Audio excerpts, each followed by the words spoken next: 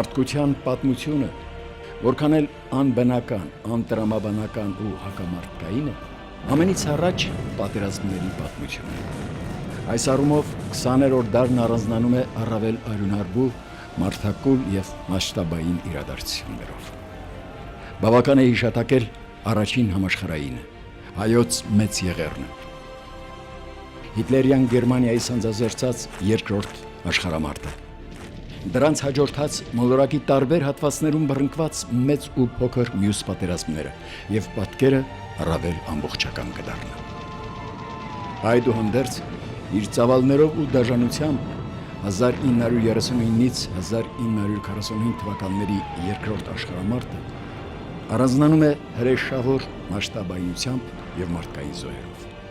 Այդ պատերազմը խլեց 50 միլիոն մարդու կյանք, որից 30 միլիոնը միայն խորհրդային միությունից։ Այո, ֆաշիզմի ջախջախումը մեզ վրա շատ թանկ նստեց։ 30 միլիոն զոհ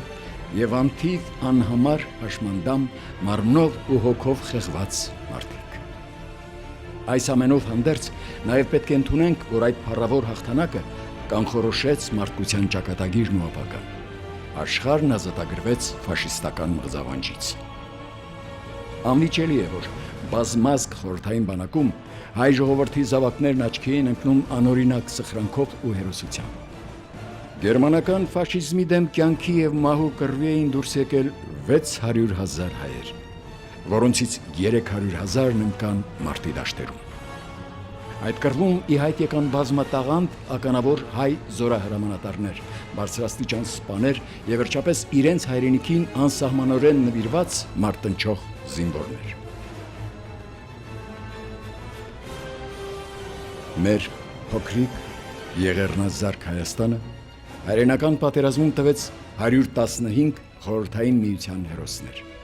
70,000 հայ ռազմիկներ մարտերում հանդես բերած արիության հերոսական սխրագործությունների համար պարգևատրվեցին խորհրդային միության շքանշաններով ու մեդալներով։ Խորհրդային միության հայ հերոսների աստղաբույլից Հովհաննես Բաղրամյանը եւ Նելսոն Ստեփանյանը հերոսի ոսկե աստղին արժանացել են կրկնակի։ Սա մեր պատմությունն է, որ ցավոք կարծես աստիճանաբար մոռացության է մատնում։ Սա ոչ միայն մեր պատմությունն է, այլև մեր հերոսական անցյալը, որը մոռանալ կնշանակի ուրանալ։ Հայտնի բան է, արմատ եւ անցյալ չունեցող ժողովուրդը չունի նաեւ ապագա։ Ուրեմն հանուն մեր ապագայի, հանուն մեր զավակների ու թոռների, անցյալի ու պատմության փորձառությամբ քայլենք առաջ։ Պետք է վերջապես հասկանանք, որ մեր թիկունքում ունենք էպիկական Սասունցի Դավիթ, Վարդան Մամիկոնյան, Դավիթ Բեկ, Նժդե, Զորավար Անդրանիկ, անօրինակ գերմարտկային սխրագործությունների փառքով օծված հերոսների ամբողջ մի աստղաբույլ։ Այդ նրանց գենետիկական հզոր արձագանքով էր, որ մերօրյա հերոսները գրավեցին Շուշի անառիկ բերդաքաղաքը եւ ազերիներին հարկադրեցին, որ իր իսկ սանձազերծած պատերազմից հրադադար աղերսի։ Մենք մեր պատմությամբ ոչ միայն պետք է հպարտանանք ու դրանից դասեր առնենք, այլև դասեր տանք մեր գալիք սերունդներին, նրանց մեջ սերմանելով հայրենասիրություն։ Ուրիշ ճանապարհ չկա։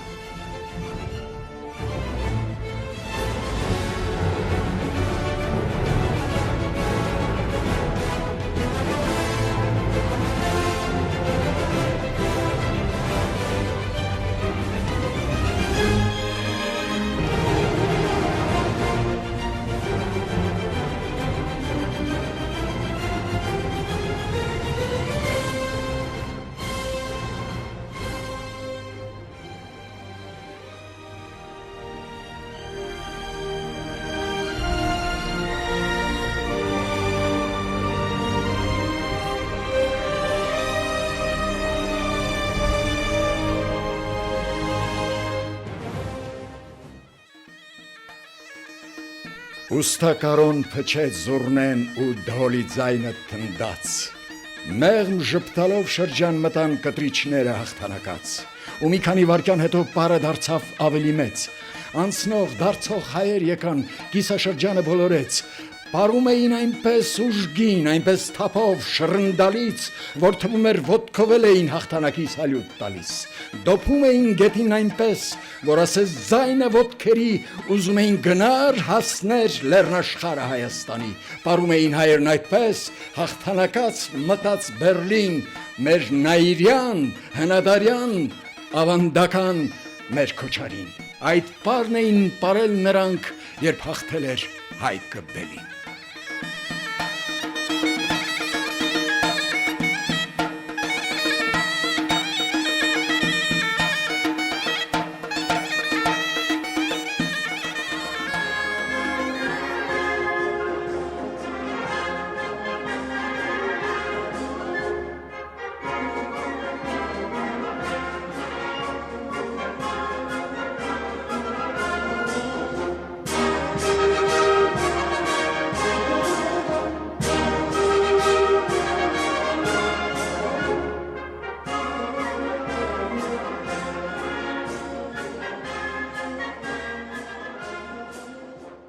Այո, մենք շատ թանկ վճարեցինք այս հաղթանակի համար։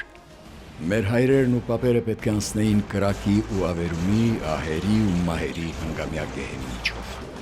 Առանց տատանվելու իրենց կյանքը դնեին հիտլերյան ֆաշիզմից ձերբազատվելու զոհասեղանի։ Այդ նվիրյալներից մեկն էր 89-րդ հայկական Թամանյան եռակի շքանշանակիր հրաձգային դիվիզիայի 390-րդ Սևաստոպոլյան գնդի առաջին վաշտից ավագ սերժանտ Հունան Ավետիսյանը,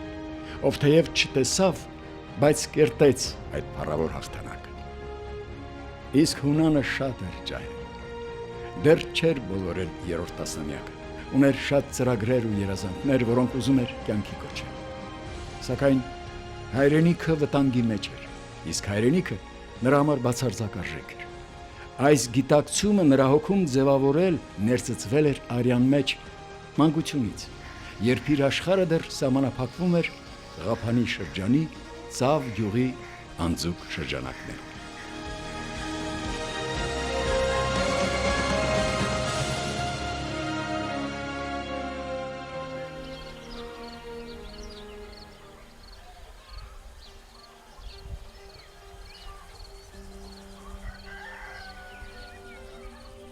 Աշխարհի թոհուբոհից հեռու սար ու ձորի մեջ կորած փոքրիկ աննշան գյուղ էր Ծավը։ Այստեղ ժամանակն ասես կանգ էր առել։ Տարիները գլորվում էին իրար հետևից աննկատ ու լուռ։ Եթե դաշտերն ու արտերը չհրդեհվեին կակաշների առատությունից, դիմացի լանջին երիցուկները ձնածածկույթի պատրանք չստեղծեին, ապա գարնան գալը հազիվ թե նկատվեր։ Ծավն ապրում էր այսպես իր հոգսերի մեջ, Աստծուց մոռացված, քաղաքակրթությունից կտրված։ Եվ հենց այստեղ սկիզբը դրվեց ազնիվ ու բարի գեղեցկական մի ընտանիքի։ Ռանչպար ու բանվոր Մակիչ Ավետիսյանին նրա կինը Խանում Ավետիսյանը 6 արու զավակ եւ 2 դուստր պարգևեց։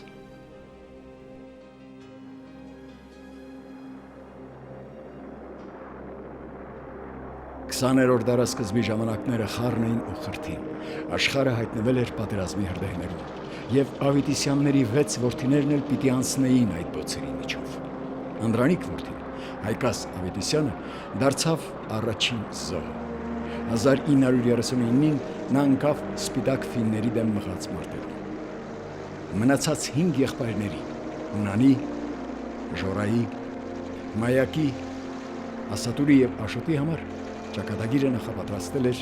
հայրենական մեծ պատերազմի դժոխք։ 5 եղբայրները պիտի մեկնեին ռազմաճակատ, մկանուտ ու պինդ 5 երիտասարդներ, որպես երկաթե բռունցք ընդդեմ թշնամու։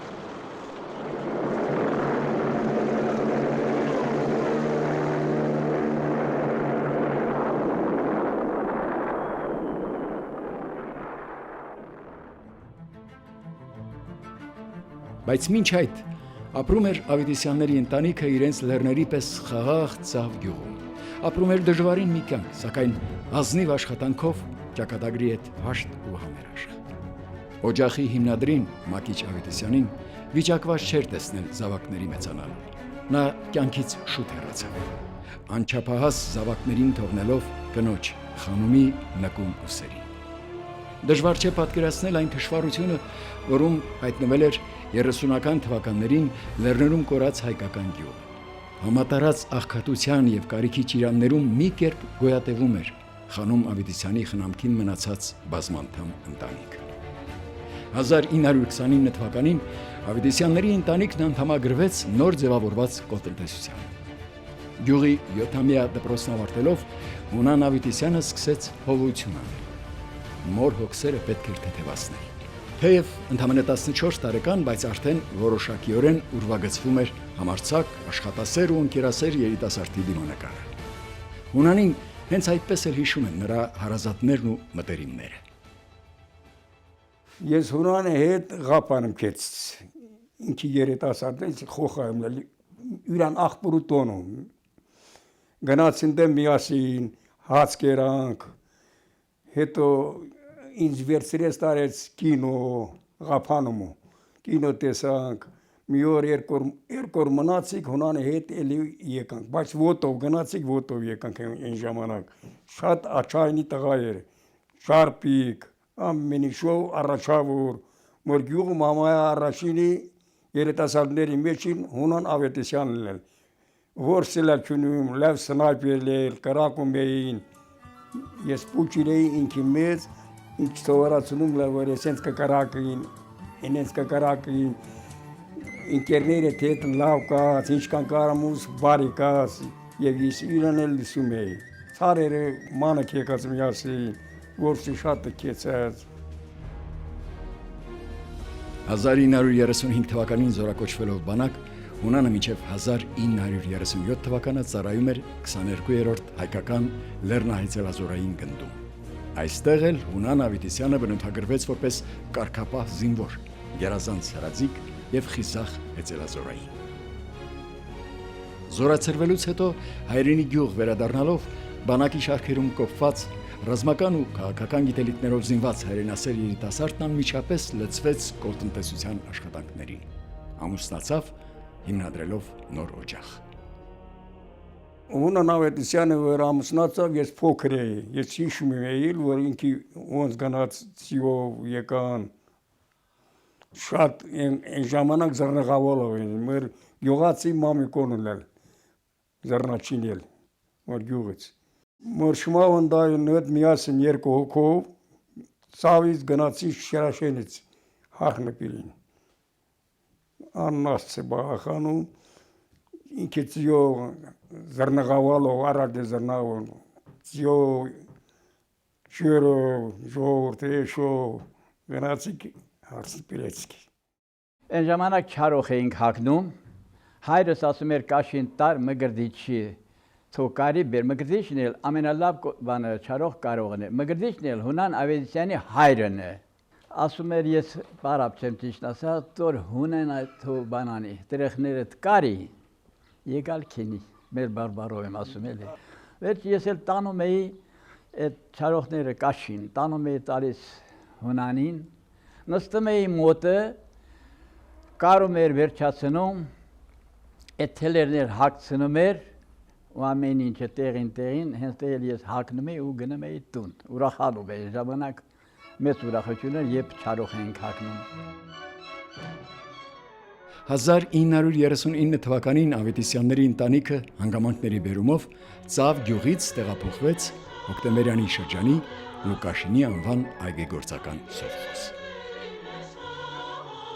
Գյուղում և գյուղատնտեսական աշխատանքներում թրծված և կոփված վերին աստիճանի աշխատասեր Հունանից շատ ժամանակ չպահանջվեց, որպեսզի նոր շրջապատում աչքի ընկնի կազմակերպչի անուրանալի հմտություններով, ազնվությամբ և բացառիկ պատասխանատվությամբ։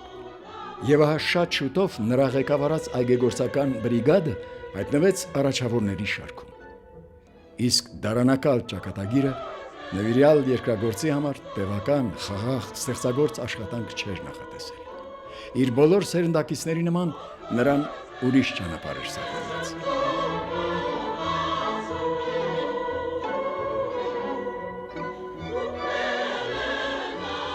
Внимание! Говорит Москва!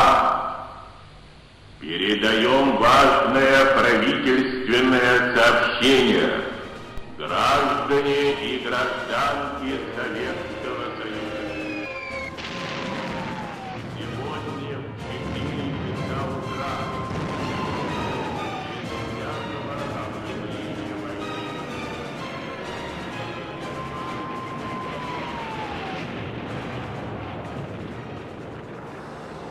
Հազար 941 թվական հունիսի 22 պայթեց մեծ հայրենական։ Ավարի և ավերի ստույգ սպառնալիքի առջև հայտնված հայրենիքը զավակների օգնության կարիք։